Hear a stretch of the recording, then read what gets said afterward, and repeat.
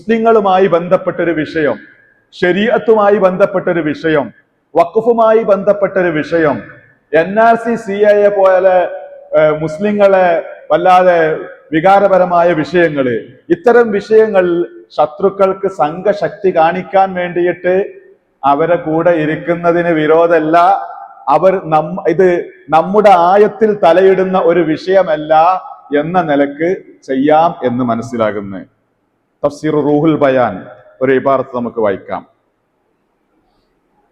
അമ്മൽ മുആമലത്തു, ആയത്ത് വിശദീകരിച്ചിട്ട് തന്നെ വിദേഹത്തുകാരുമായിട്ടുള്ള വിഷയം തന്നെ പറയുന്നു.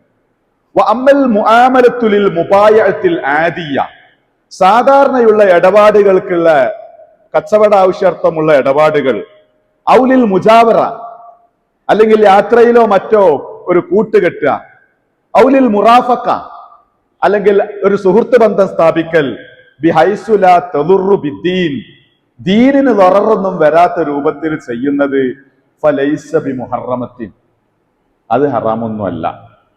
ബൽ ഖദ് തകൂന മുസ്തഹബ്ബത്തൻ ഫീ മവാളിഇഹ, ചില സന്ദർഭങ്ങളിൽ അത് പ്രോത്സാഹിപ്പിക്കപ്പെടേണ്ടതുമാണ് എന്ന് നേരത്തെ പറഞ്ഞില്ലേ.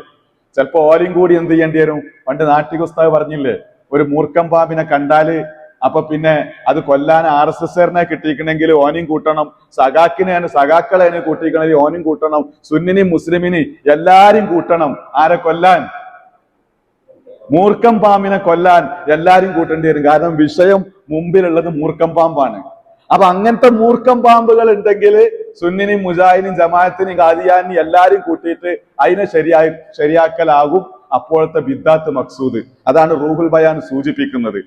അപ്പൊ അത് ചിലപ്പം പ്രോത്സാഹനമാകും എന്നാണ് തഫ്സീർ റൂഹുൽ ബയാൻ സൂചിപ്പിക്കുന്നത്.